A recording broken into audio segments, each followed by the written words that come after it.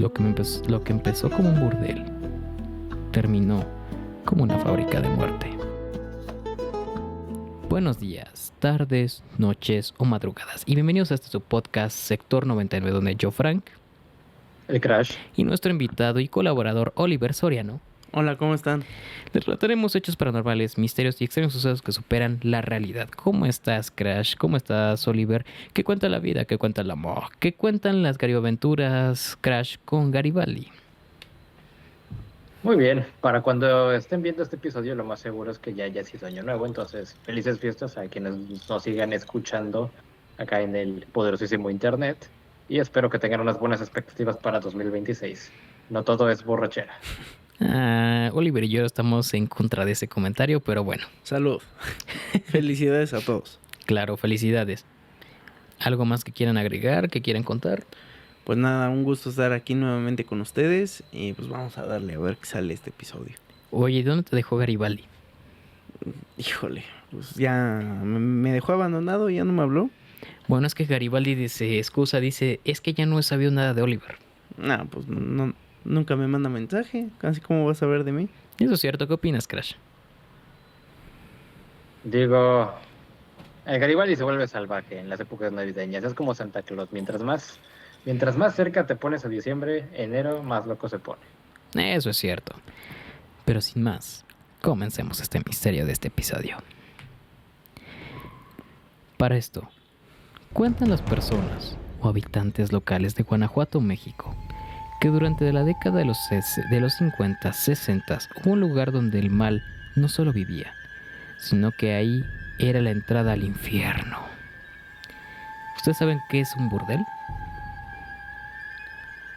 Sí, Me parece no. que me Adelante. parece que hoy vamos a hablar de un lugar especial en Guanajuato. Claro que sí. Por favor, Oliver. Pues sí, justo un burdel, un lugar donde empezaba siendo un tipo bar, pero el negocio principal era la venta de muchachas. Eso es cierto. Como la pregunta lo dijo, había un burdel escondido a plena vista, donde 4 hermanas se volverían leyenda, que nadie se atrevía a frenar. A ellas se les hacía llamar, o también conocidas como las Poquianchis, un nombre que es un eco en el tiempo. Ni el gobierno municipal, estatal, federal, ni la policía municipal, estatal o federal de caminos de la época, ni el ejército o eran sus cómplices silenciosos, se atrevían a decir nada. Durante el periodo de auge de estas hermanas y actividad, más de 90 mujeres pasaron a mejor vida. Pero dentro de este burdel hubo más homicidios. Fue una fábrica de tortura, almas rotas, información y traumas. En este episodio les revelaremos su perfil psicológico de las 4 hermanas durante su auge, su caída, el juicio al cual las identificó y causó tanta euforia que crearon una película en los años 70, además de una serie recientemente estrenada en Netflix mitificada llamada Las Muertas. Las mujeres más sádicas del México de los años 50 o 60. Sin más, bienvenidos al episodio número 21 del Sector 99, Las Poquianchis, las hermanas del mal. ¿Qué opinan de esto? Huasca es un tema sensible todavía para algunos. No es esto, así que digas, uy, mitología ni historia antigua. Es literalmente que te gusta. El abuelo del abuelo de alguien, tal vez. Una cosa tremenda, así que el día de hoy me limitaré a hacer chistes. No sé, bueno sí, por la sensibilidad del tema sí. ¿Qué opinas, Oliver? Pues como dicen, un tema no sencillo de tocar, ya que fue un tema real, es un caso real que justo parece sacado de la ficción, pero realmente sí pasó y es un tema muy delicado por todas las víctimas que pasaron por ahí. Correcto. Sin más, comencemos este episodio misterioso. Para esto Garibaldi nos va a ayudar. Tenemos que regresar en el tiempo, precisamente a la década de los 30. Estamos en pleno auge de la Gran Depresión. Como se dijo en la introducción, vamos a tener que regresar en el tiempo a la década de los 30, como previamente lo dije. Este es un México postrevolucionario, en el cual nos centramos. gobernando las sombras por Plutarco Elías Calles en la época final del Maximato, y con caudillos o títeres gobernando desde la presidencia, en crisis económica, coincidiendo con la Gran Depresión global del final de los años 20. En esta década difícil nacen 4 hermanas que serán mitificadas a lo largo de la historia de México. De nombres: Delfina, María de Jesús, Carmen y María Torres Valenzuela. ¿Qué opinan ahí?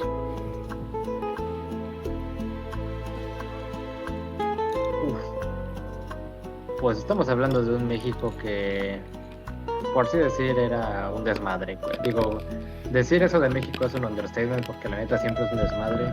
Pero para ponerle a nuestros viewers en contexto, si ahorita está mal, antes estaba peor, de alguna manera. Se podría decir. ¿Qué opinas, Oliver? Pues sí, justamente todo el inicio de este negocio se debe a la falta de oportunidades que había en ese México, ¿no? Era como la salida más fácil. Cierto. Como les dije, nacieron y crecieron en el estado de Jalisco, específicamente en el municipio del Alto Jalisco. Su infancia fue difícil debido a su padre.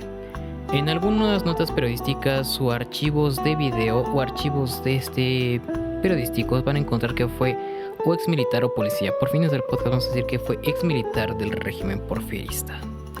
Un hombre traumado porque perdió ya sea posición o dinero, el cual era brutal y alcohólico. Crecieron entre golpes, abuso psicológico y miedo.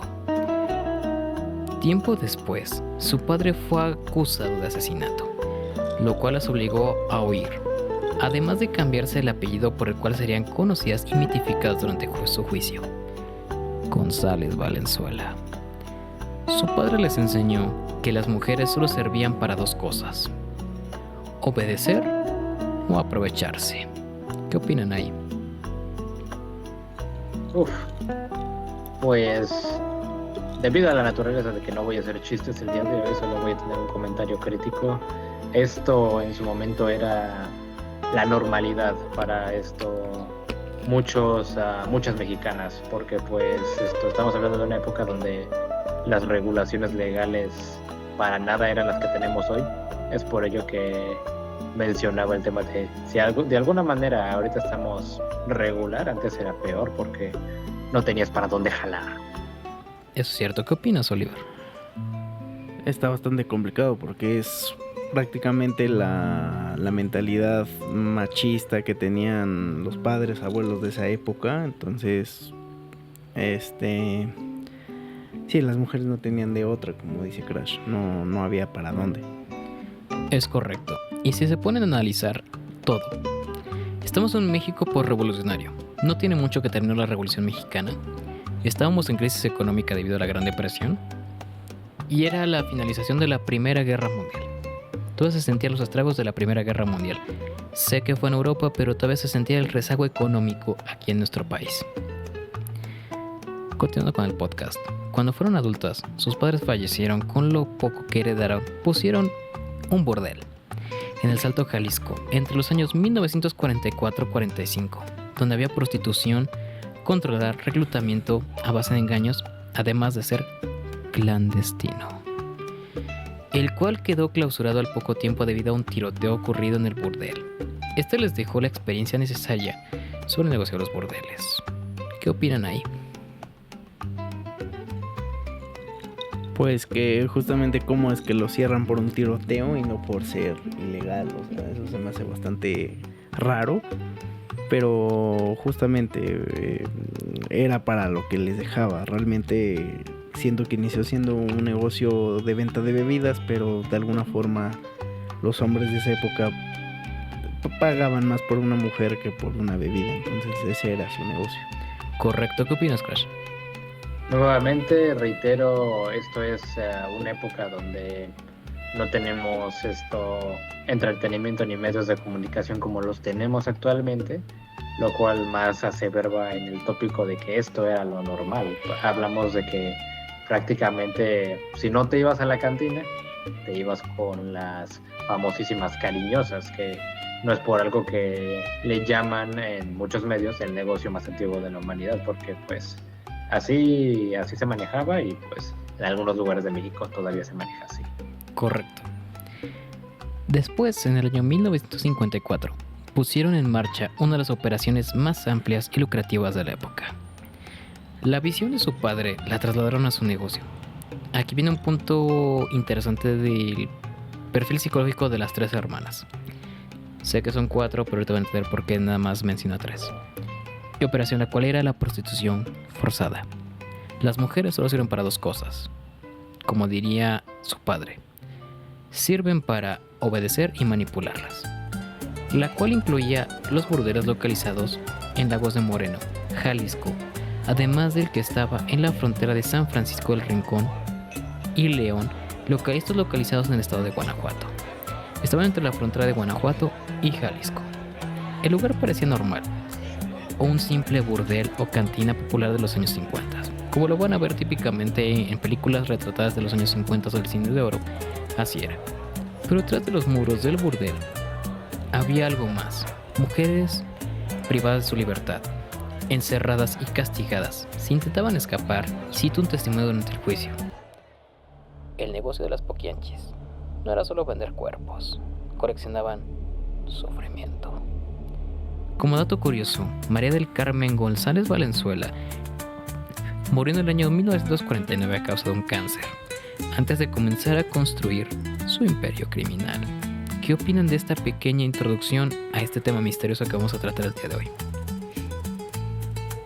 Bueno, ya estoy muy ansioso de escuchar cómo se concluyó todo este caso y escuchar acerca de los hechos históricos, que creo este episodio de este podcast hoy será más de esa naturaleza, de hechos históricos. Es correcto. ¿Qué opinas, Oliver? Pues justamente el inicio de algo terrible, o sea, más que nada, en vez de ser un negocio sano, digo, no que fue sano, pero el exponer y manipular a tus empleadas de esa forma me parece brutal. Eso es cierto. Vamos al siguiente tema de este podcast: la historia no contada de las paredes. Para reclutar a sus empleadas, y aquí hago guiño, guiño, guiño, debían ser jóvenes entre 14 y 15 años, de origen campesino, familias pobres, con poca educación y fáciles de manipular. Este reclutamiento lo hacían en los pueblos marginados de la zona del Bajío. Para los que no son de México, la zona del Bajío es una franja de tierra fértil en el corazón de México, la cual se extiende por los estados mexicanos de Guanajuato, Querétaro, Aguascalientes, partes de Michoacán y las tierras altas de Jalisco. Cabe recalcar que en estos pueblos se vivía el machismo a su máximo esplendor, tradicionalista y además religioso. Pues justamente al ser un México bastante tradicionalista, religioso, el hecho de tener un tipo de negocio de esa forma y que te dé para vivir era impensable para muchas personas. Entonces, digamos que estas mujeres al inicio de su carrera en esto estaban haciendo algo en contra de todo lo pensado. Correcto. ¿Qué opinas, Crash? Algo que quiero comentar aquí es a la facilidad que fue el salirse con la suya debido al contexto sociopolítico, sobre todo. Y no olvidemos geopolíticos. Estamos hablando de estados que, si bien estaban comunicados, eran en lugares, llamémosle, relativamente aislados, lo cual definitivamente favorece su caso, porque mientras más aislado sea un tópico, mientras más aislado sea un lugar, es mucho más sencillo que las autoridades ahí sean más que tengan cierta tendencia a la corrupción, y esto se debe a que no tienen en sus mentes no tienen quien vea por ellos, entonces hacen lo que pueden. Ok. Cabe recalcar que en este tiempo esos pueblos estaban conectados por caminos de terracería, ciudades en crecimiento, sin luz eléctrica y en algunas comodidades, donde todos conocían y donde los secretos se podían esconder. Las hermanas sabían esto y aprovecharon esto. Recuerden que a comparación de la época moderna, era más difícil acceder a la información, además de la dificultad de poder comunicarse entre personas de esa época. No había internet, no había correo electrónico, no había ninguna de las facilidades que tenemos actualmente. Al llegar al que sería su nuevo hogar, de las empleadas o las muchachas reclutadas, guiño guiño, las sometían con violencia verbal, física, sexual, con la intención de quebrar su voluntad, esperanza de huir y así prepararlos para su nueva vida. Para mantenerlas ahí, las chantajeaban con la vivienda dada, ropa y las comodidades, prácticamente deudas impagables. Así ellas le generaban una deuda impagable con ellas, como previamente lo dije. Y cito aquí un testimonio. Las Poquianchis no vendían cuerpos, comerciaban sufrimiento. ¿Qué opinan ahí? Pues que todo era una red de mentiras. O sea, me imagino que llegaban con los padres y le decían, nos llevamos a tus hijas, a tu hija, y a cambio de lo que ganen te va a tocar. Entonces, justamente ellos por la necesidad decían, ok, llévate a mi hija, a mis hijas. Entonces, desde ahí una red de mentiras, y pues justamente las amenazaban con violencia sexual, violencia física. Entonces realmente era un infierno para ellas ahí. Correcto. ¿Qué opinas, Crash? Aquí de comentario solo debo aclarar que la verdad todo lo que se hizo en ese entonces no es muy diferente a las cosas que hacen hoy en día, porque si te pones a analizar cómo fue todo el imperio de las Poquianchis, vas a ver que muchas de sus cosas son prácticamente la receta perfecta para una operación de trata de personas. Y pues verás que muchas de las cosas que estas hermanas hacían todavía las hacen, y bueno, no voy a decir si era mejor o peor, porque la neta sí está muy de la chingada. Eso es cierto. Un modus operandi que se repetiría a lo largo del tiempo, como dato curioso. Aquí vamos al imperio de las Poquianchis. Las Poquianchis se expandieron y llegaron a tener 3 burdeles y decenas de mujeres cautivas. Gracias a su corrupción, información de sus clientes, dinero y silencio, mantenían todo bajo control.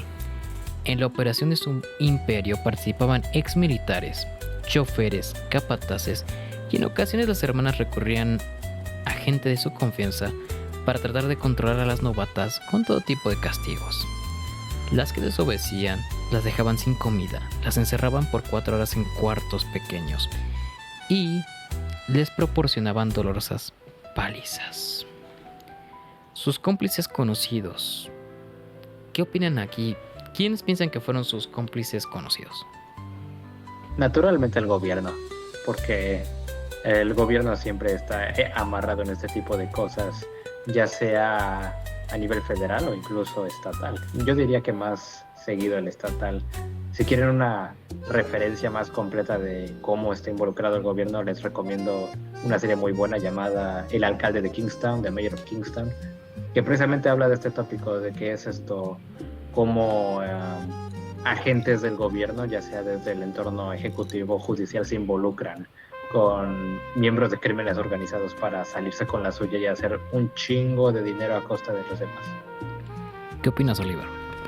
Pues yo opino que, no sé, la policía, porque sí, insisto, si era un negocio ilícito, debía de tener sobornado a los jefes de policía o algo así. Digo, eso también lo retrata mucho en esta serie que no se acaba de estrenar hace mucho, la de las muertas.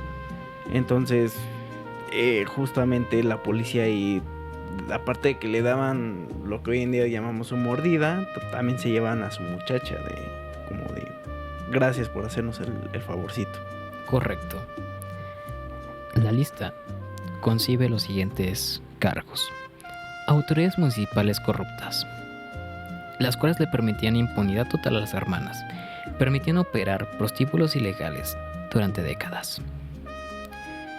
Aquí viene un personaje que, de hecho, quien vio Las Muertas o otro tipo de película o información periodística, Hermenegildo Zúñiga Maldonado, alias conocidos el Capitán o el Águila Negra, o en otros archivos el Capitán Águila Negra, señalado como su protector, además de encargado de ejecutar asesinatos y entierros clandestinos.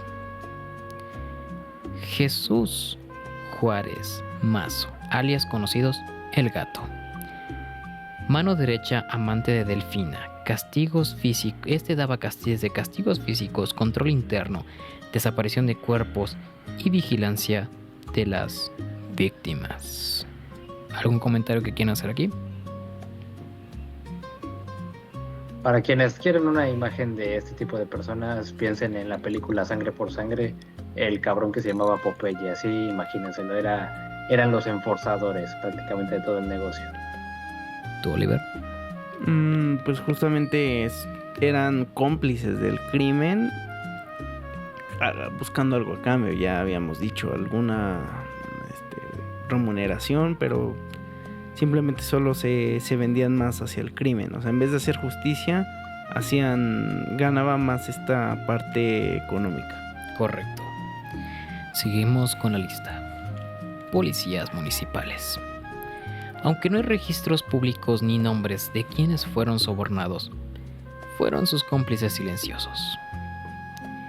Aquí viene el siguiente de la siguiente rama de policía. Policías judiciales, estatales y federales de caminos. Aunque no hay registros públicos ni nombres de quienes fueron sobornados de aquí les hago una pregunta. ¿Fueron sus cómplices silenciosos? ¿Qué opinan ahí? Bueno, como yo ya lo había mencionado, no puedes tener una operación de esta magnitud sin tener al gobierno embarrado de una forma u otra. Porque pues pueden pasar dos escenarios cuando se trata de esto. O el gobierno te está sacando dinero, o tú le estás pagando al gobierno para que se quede callado. Entonces elijan su veneno, chavos. ¿Qué opinas, Oliver? Justamente la ambición gana más que la justicia. O sea, realmente ellos están ahí para ayudar. Hacen creer a la gente que lo están haciendo, pero por debajo de la mesa están ganando dinero apoyando a cosas que realmente no son correctas. Ok. Seguimos con la lista. Enganchadores de mujeres o mujeres reclutadoras. Capacitación de víctimas. Aquí hago guiño, guiño, guiño. Enganchaban a niñas, jóvenes de la edad que se previamente les dijo, con trabajos, ya sea domésticos, de niñeras o de otro tipo, las entregaban a las hermanas. Y así empezaban su vida en la empresa criminal de las hermanas Poquianchis. Choferes y transportistas internos, moviendo a las mujeres entre burdeles, ranchos y fosas. Ya se imaginan de qué tipo de fosas. Cuidadores y trabajadores de ranchos.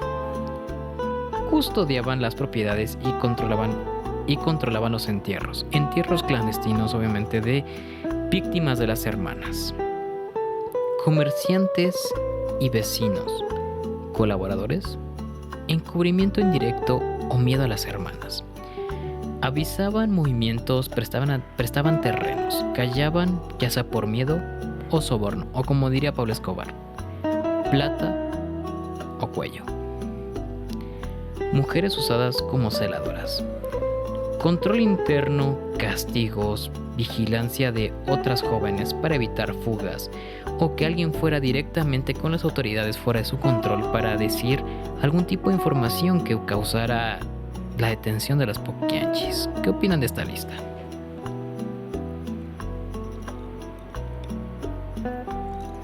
Bueno, literalmente aquí manejaron todo el tema como estilo Toluca, matar o morir, porque pues o le entrabas o tu única opción era rajarte y morir. O sea, ¿qué otra opción tenías? Estoy seguro de que la mitad de la gente que le entró a este tipo de cosas era porque tenía intereses pesados o porque nada más no quería pelar gallo. ¿Tú qué opinas, Oliver? Pues justo, qué tan poderosas eran las hermanas para causar miedo en toda la comunidad, para no poder denunciar todos los crímenes que se estaban haciendo. Para empezar, un negocio ilegal y todo el maltrato que se llevaba dentro de personas que se sentían, que ya sabían cómo estaba el asunto. y se sentían amenazadas porque justamente la policía estaba involucrada. Entonces ahí las comunidades eran como de, si las autoridades, que son como lo más que tenemos, no hacen nada, nosotros qué podemos hacer y con quién nos refugiamos. Correcto.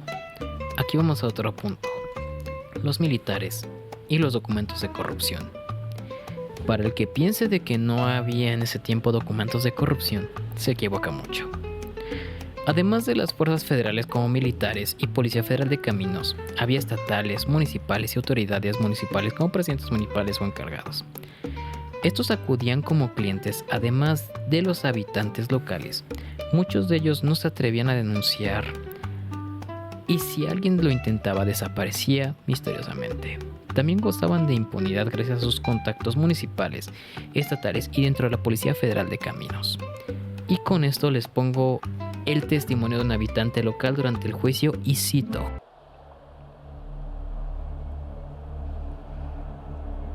Identifíquese para el registro. prefiero que solo se conozca como habitante local 3, juez. Deseo proteger a mi familia, por favor. ¿Se puede saber por qué nunca denunció lo ocurrido ni en el burdel? Ay, juez, era mejor no meterse. Decía a los vecinos que las poquianchis tenían pacto con el gobierno o algo peor, el diablo, o hasta con el infierno. El infierno no siempre tiene fuego, a veces tiene nombre y apellido. En este caso era González Valenzuela. ¿Qué opinan ahí? Pues como el diálogo, que por cierto una nueva dinámica aquí en Sector 99, como el diálogo bien lo indica, prácticamente si abrías la boca estabas jodido, así que apela a la quinta de los Estados Unidos, porque si no cagaste. ¿Qué opinas, Oliver? Justo como tenían el apoyo de la policía, tantito decías algo en contra y podías hasta desaparecer. Correcto. Como si fueras un episodio de La Ley y el Orden, aquí entramos a la revelación, el juicio y el nacimiento del mito de las poquianchis. Esto ocurre 30 años después de su nacimiento. En el enero del año 1964, una joven de nombre María Trinidad logró escapar, semidesnuda y ensangrentada, a León, a una comisaría de León, donde las hermanas no tenían influencia. Ella contó todo: las palizas, los asesinatos clandestinos, los entierros en los burdeles o ranchos y los cómplices silenciosos. La policía decidió no creerle en un principio hasta que la historia llegó al periodista del siguiente nombre, Francisco Cruz Jiménez. Fue uno de los primeros reporteros sensacionalistas que investigó y publicó detalles sobre la desaparición de las mujeres y el funcionamiento interno de las casas de prostitución o burdeles de las hermanas. Su contribución principal fue publicación de reportajes que llamaron la atención sobre patrones de desaparición de mujeres, de jóvenes de la región, principalmente entre 14 y 15 años, como se presentó previamente. Presionó públicamente a las autoridades a investigar más a fondo. Entrevistó a familiares de víctimas que no eran escuchadas por la policía local. Sus notas ayudaron a que el caso pasara de rumores del pueblo a noticia nacional. Como dato curioso aquí, el periódico Alarma todavía se sigue publicando. Aunque Alarma era un periódico de nota roja, su cobertura constante evitó que el tema fuera ocultado. ¿Qué opinan ahí antes de entrar al operativo?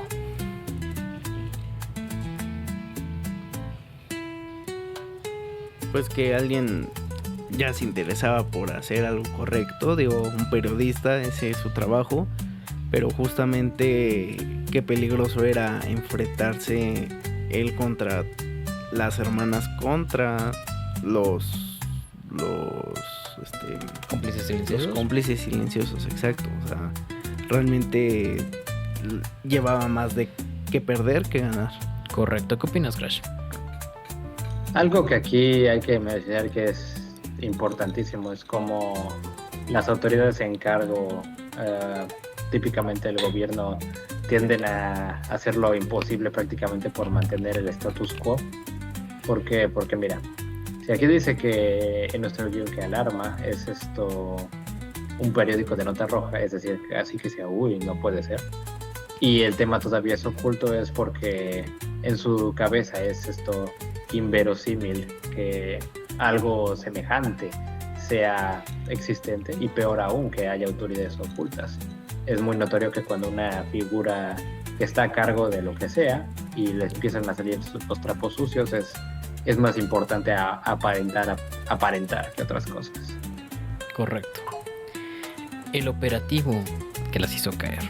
Este empezó o se realizó el 14 de enero de 1964, al mando de la policía estatal, fuera de su influencia, además de tener el apoyo de la policía rural. Cuando la policía entró a su rancho, de nombre Ángel, y los burdeles aledaños a la... creo que es Guanajuato, no tengo bien el dato histórico aquí, encontraron esto en las escenas de cautiverio. Habitaciones cerradas con candados, mujeres desnutridas y golpeadas, algunas víctimas encadenadas o encerradas bajo llave. En los terrenos, tanto burdeles como ranchos, encontraron lo siguiente: restos humanos enterrados en fosas clandestinas, evidencias de homicidios encubiertos, objetos usados como tortura o castigo, como dirán las hermanas, libretas con deudas falsas para tener el control económico total de sus víctimas. ¿Cómo ocurrió la captura de las hermanas? Aquí se preguntarán, no sé si se les da curiosidad de esto. No, realmente no. ¿A ti, Crash? Yo quiero escuchar más de cómo fue la caída de este imperio criminal. Ok. La primera en caer fue Delfina González Valenzuela, considerada la más violenta y la jefa operativa. Fue arrestada directamente en el rancho. Las autoridades la encontraron intentando huir hacia los corrales. Creo que esa es la que se le hace más referencia en las muertas, ¿no? Sí, creo que es como el personaje principal. Ok. María de Jesús, o alias Eva González, servidor administrativo del negocio, fue detenida en una propiedad secundaria donde llevaba libros de cuentas y listas de deudores. Carmen y María Luisa González Valenzuela participaban menos directamente, pero también eran responsables en el sistema de explotación de mujeres. Fueron detenidas en procedimientos separados días después, al rastrear sus movimientos entre León, Lagos de Moreno y San Francisco del Rincón. Y como dato curioso que no sé si di previamente, las hermanas lastimosamente mueren en el 49 debido a un cáncer. No se especifica de qué tipo de cáncer fue. ¿Qué opinan de este operativo?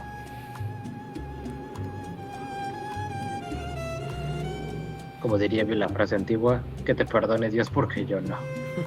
¿Qué opinas, Oliver?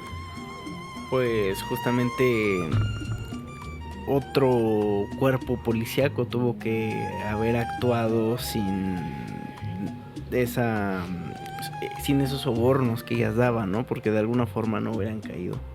Correcto. O citando al famoso Pablo Escobar, plata o plomo. Exacto. Se preguntaron aquí qué pasó después del operativo y su arresto, ¿no? Tras la captura se abrió una de las investigaciones más amplias de la época del México del siglo XX. Más de 90 testimonios de sobrevivientes, exhumación de restos de al menos 91 víctimas, aunque se sospecha que fueron más. Declaraciones de policías, militares y funcionarios que sabían o colaboraban directamente con ellas. Evidencias de corrupción local. ¿Qué opinan ahí? Lo mismo que ella decía, prácticamente el status quo buscando callar todo lo que sea, porque no puedes aparentar estar equivocado ni estar en error. Tienes que hacer que todo esté orden, aunque eso involucre mentirle a la gente y manipular cosas, porque cuando te pones a ver los testimonios y la evidencia te das cuenta de que estaba todo bien culero. ¿Qué opinas, Oliver? Yo solo diré una frase: con dinero baila el perro. Es correcto. El perfil psicológico no se los voy a dar así preciso, pero les voy a dar el perfil psicológico de los que cayeron en el operativo. Delfina González Valenzuela. Su perfil psicológico era una mujer autoritaria, fría y calculadora. Una mujer de negocios considerada en ese tiempo. Su rasgo distintivo era que decidía quién vivía y quién moría. Su frase atribuida durante su juicio fue: las mujeres no servían sino producían. María de Jesús González Valenzuela. Su perfil revela que era una mujer violenta, despiadada e impulsiva. Una mujer no tan fría en los negocios. Pero sus métodos de castigo eran los siguientes: golpizas, encierros y privación de la comida. Se puede atribuir principalmente a los castigos ofrecidos por su padre en sus tiempos de niñez. Carmen González Valenzuela. Su perfil dice que era manipuladora, aparentemente amable. Si ustedes se van, por ejemplo, a los interrogatorios militares, hay por ejemplo la que utilizan típicamente en películas Oliver, el policía bueno y el malo. Exacto. Ella lo que hacía era manipular a las jóvenes, y su estrategia se presentaba como una benefactora o empleadora. De hecho, esta hermana, si mal no recuerdo, es la que principalmente iba a la contratación de sus empleadas. Guiño, guiño, aquí enfatizo. María Luisa González Valenzuela. Su perfil era más discreta, pero igualmente involucrada. Sabía de lo que hacían sus hermanas, pero no decía nada. Las funciones que realizaba durante esta operación era cuidado forzado de enfermas, participación en ocultamiento de cuerpos y a veces vigilancia nocturna. Ahorita van a entender por qué les dije que previamente les tenía que dar el perfil psicológico, porque aquí vamos al testimonio dado por un policía municipal o judicial durante el juicio. El policía, el capitán militar que dio testimonio para el juicio, y el del perito forense que entró a la escena del crimen. Ahora les voy a dar el testimonio de este policía judicial o municipal durante el juicio. Cabe recalcar que este testimonio fue dramatizado por fines narrativos, además de ser extraído directamente de los registros del juicio, y cito: Identifíquese para este registro. Señor juez, prefiero que se me reconozca solo como el testigo 14. Mi vida ya está lo suficientemente en riesgo. Muy bien, haremos una excepción. Proceda. Yo trabajé en la Policía Judicial del Estado de Guanajuato entre 1958 y 1964. Durante esos años recibíamos órdenes que nadie cuestionaba. Nos decían que no fuéramos a los ranchos de las González, señor juez, que no revisáramos sus casas o burdeles, que no aceptáramos denuncias contra ellas. Decían que era cosa arreglada desde arriba, si sabe a lo que me refiero, señor juez. Yo mismo entregué reportes de desapariciones que nunca llegaron al archivo. Se quedaban en el cajón del comandante y después desaparecían. En varias ocasiones me tocó acompañar al capitán, el de la zona militar ese, cuando iba a hablar con las hermanas. Ellas le pagaban y él, señor juez, pues él no decía que desviáramos la mirada, nos decía que desviáramos la mirada. En otras palabras, la primera vez que vi una de las muchachas encerradas, la verdad quise intervenir. Me temblaron las manos, pero el comandante dijo lo siguiente: si abres la boca, cabrón, tú vas a ser el siguiente en ese agujero. Comprendí que todos estábamos atrapados, los municipales, los judiciales, hasta algunos soldados y de la Policía Federal de Caminos. Todos recibíamos algo: dinero, favores, protección o hasta inclusive colaboraciones. Y sí, una vez participé en un traslado. 2 chicas muy jóvenes. Las llevamos desde Jalisco hasta un rancho en Guanajuato. Yo todavía recuerdo cómo lloraban en la parte de atrás de la patrulla. Pero no podía hacer nada. Éramos solo piezas de un engranaje podrido. Lo que quiero decir es esto: las poquianchis no pudieron operar solas, no durante tantos años, no con tantos muertos. no sin la complicidad de quienes juramos proteger a la gente. Yo también fallé, señor juez, lo reconozco, y por eso estoy aquí. Muy bien, testigo 14, ¿algo más que quiera agregar? Sí. Que lo que hoy está saliendo es apenas la mitad de lo que realmente pasó, señor juez. Aquí vamos al interrogatorio más interesante, el cual es al capitán del ejército que las apoyó. Este interrogatorio de la policía militar al capitán que les ayudó fue dramatizado por fines narrativos, además de ser extraído de los registros del juicio. Y cito: Capitán, declina su nombre para el registro. Ya se lo dije, no pienso poner a mi familia en riesgo. No es necesario para este procedimiento. Lo es. Si quiere que el tribunal considere cooperación. ¿Usted protegió a las hermanas González o no, capitán? Yo protegí la estabilidad de mi zona. Es lo que hago y lo que se me ordenó. ¿Y qué cree? A veces el orden se mantiene bajita la mesa. Negociando, capitán. Contra tratas de mujeres, con homicidas y con... Yo no decidí lo que era, ¿ok? El gobierno municipal nos comentó que eran empresarias locales. Y los jerarcas de arriba seguían dice y dice que no nos metiéramos donde no nos llamaran, ¿ok? Mis superiores siempre diciendo lo mismo, que este asunto ya se arregló. Se lo preguntaré directamente. ¿Usted recibió dinero, capitán? Siempre había un sobre y este llegaba solo. No lo pedía, no preguntaba, estaba ahí. Y si lo tiraba, pues al día siguiente salía otro. Y uno se acostumbra a no preguntar. ¿Y las muchachas, capitán? ¿Nunca vio algo que lo obligara a actuar verdaderamente? Sí lo vi. Cosas que realmente no prefiero recordar. Eran unas niñas y ya no tenían esperanza en sus caras. Y cuando pregunté, naturalmente mi comandante me dice: capitán, si quieres seguir vivo, iré para otro lado, pendejo. Y en el ejército, obedeces u obedeces. ¿Participó en algún traslado, capitán? Había convoyes. No sabía qué llevaban. O tal vez sí sabía y le hacía bien pendejo. Tal vez ese sea mi crimen más grande. Usted pudo haber detenido esto, capitán. ¿Por qué no lo hizo? No se haga güey si esto venía desde arriba. Usted bien que lo sabe. Las poquianchis nada más son la superficie. Por debajo todo está podrido hasta la raíz. Entonces diga nombres, capitán, para que los encerremos. Usted sabe bien que yo no les puedo dar nada. Ustedes no han visto nada todavía.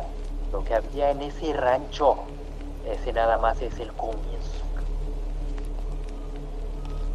Aquí les vamos a dar el diario del perito forense que hizo autopsias. Esta transcripción del informe forense de la época fue dramatizado por fines narrativos del podcast, además de ser extraído de los registros del juicio, y cita a nuestro invitado Oliver Soriano. Fecha de levantamiento 7 de enero 1964. Lugar, Rancho El Ángel, municipio de San Francisco del Rincón. El equipo forense ingresó al predio a las 6:40 horas. A simple vista, el lugar mostraba actividad reciente. Tierra removida, cal esparcida y pozos tapados de forma irregular. Procedimos a la excavación. A los 32 centímetros encontramos el primer indicio. Tejido humano en estado avanzado de descomposición.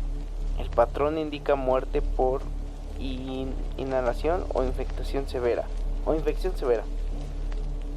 En el pozo número 3 hallamos restos óseos de por lo menos 10 mujeres, superpuestos de manera improvisada, sin orden, sin separación anatómica. Y todas ellas presentan signos previos de castigo físico, fracturas antiguas, marcas de amarre, contusiones repetidas. En el cuarto depósito se encontraron restos calcinados. El estudio preliminar indica que se intentó destruir evidencia con fuego, pero que carecían de los medios adecuados. Dentro de una de las habitaciones se localizaron cadenas fijadas al piso, ropa desgarrada y utensilios metálicos usados como instrumentos de control. También se hallaron 3 fosas vacías recién cubiertas y huellas que indican que cuerpos fueron retirados poco antes del cateo. En todos los espacios, tanto en el rancho El Ángel como en el bote, se repetía el mismo patrón: encierro, explotación, castigos, desnutrición y finalmente la muerte. El análisis concluye que los crímenes no pudieron cometerse sin participación externa. Hay evidencia de vigilancia, de patrullaje y de intervención de personas con entrenamiento militar. Este informe queda registrado para el proceso judicial correspondiente. Fin del dictado. Las hermanas fueron sentenciadas a décadas de prisión por homicidio, o actualmente conocido como femicidio, corrupción de menores, explotación y otros diversos delitos. ¿Qué opinan de los testimonios? Yo opino que les quedó corto el chaleco, porque pues con todo, sí se pasaron de verga, la neta. ¿Qué opinas, Oliver? Sí, justamente, digo, la sentencia y todo fue nada a lo que se merecían realmente. O como dirían en la época del porfiriato, una operación fuga. Se preguntarán aquí qué pasó con las hermanas después. Expediente Delfina González Valenzuela. Murió en 1968 en prisión. Su muerte fue más accidental, al caerle una cubeta con cemento en la cabeza. Como dirían, y justicia divina. María de Jesús González Valenzuela. Fue la única que obtuvo su libertad. No se supo más de ella hasta su fallecimiento. Fecha y hora no precisadas. María Luisa González Valenzuela.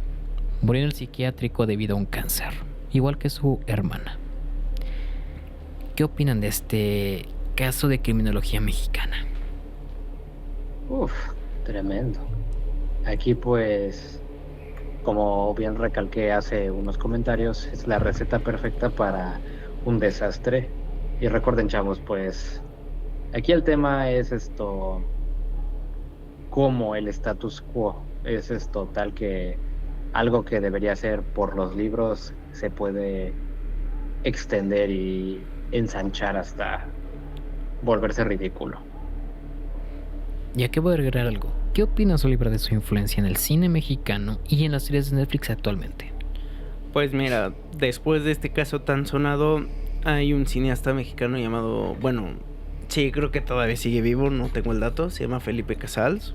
Él es conocido por realizar este tipo de películas basados en hechos reales que la sociedad mexicana trata de ocultar y el mismo gobierno. Antes de mencionar, él hizo una película llamada Las Poquianchis que se basa en este caso, pero en ese mismo año, 1976, hizo una película que se llama Canoa, que igual habla sobre hechos reales de estudiantes que iban a hacer senderismo a un condado en Puebla, no recuerdo bien el nombre, y los pobladores los acusaron de ser comunistas y los apalearon, los lincharon y algunos hasta los mataron. O sea, es un caso real que la sociedad trató de ocultar y el gobierno también, pero este cineasta lo expuso. Y este tema de las hermanas fue otro tema que justamente, como ya habíamos comentado, el gobierno estaba de alguna forma coludido con ellas, pero él expuso todo este tema. Entonces realmente expone de una manera real y cruda lo que pasó. Los papás vendían a las hijas, ellas haciendo tratos con la policía para que ellas no fueran expuestas al 100%. Y ya más reciente ubicarán una serie producida por Netflix que se llama Las Muertas. Siento que está bien retratado, muy ficcionado, pero apegado a lo que realmente fue, ¿no? O sea, realmente se pegaban más como en el desarrollo del personaje de las hermanas, sus relaciones amorosas y todo el trato con la policía. Pero si a mí me lo preguntan, Las Poquianchis de 1976 retrata un poco mejor la situación real de lo que pasó. Ok. Yo solo les diré que este caso fue el que hizo ver que había un México oculto. Detrás del México típico que pueden ver en el cine de oro. El del México donde todos cantaban, donde se resolvían los problemas de una manera romántica y causó sensaciones desde miedo, trauma o hasta inclusive de la ¿cómo decirlo? La distorsión social que se vivía en la década de los años 40 o 60 en el México postrevolucionario. ¿Algo más que quieren agregar? Nada ha cambiado. ¿Tú, Oliver, algo más que quieras agregar? Es triste, pero es cierto. No creo que haya habido un gran cambio en décadas de que hayan transcurrido. Bueno, sin más, esto ha sido su podcast Sector 99. Síganos en todas nuestras redes sociales, compartan nuestro contenido y esperen nuestro nuevo proyecto Ecos del Más Allá, donde les relataremos historias reales de sucesos paranormales de cualquier tipo que les haya pasado, desde misterios con desde apariciones con Garibaldi o misterios de Garibaldi, apariciones con el Crash o apariciones de cualquier tipo. Y recuerden que si van a decir la historia de su abuelo peleando con el diablo, tenemos la botella de Tonayán aquí presente y el machete, por supuesto, no puede faltar el machete. Y sin más, los misterios más grandes son los que tenemos en la punta de la nariz. Esto ha sido Sector 99. Hasta la próxima. Nos vemos, cuídense. Recuerden, Oliver regresará cuando este Garibaldi lo quiera traer de nuevo. Espérenme pronto. Dice Garibaldi que vas a aparecer más seguido en Sector. Un placer para mí. Y recuerden, si pasan por alguna propiedad que era de las Poquianchis en Guanajuato o en los Altos de Jalisco, dicen que los gritos de sus casas o ranchos no cesaron ni cuando ellas murieron. Hasta luego.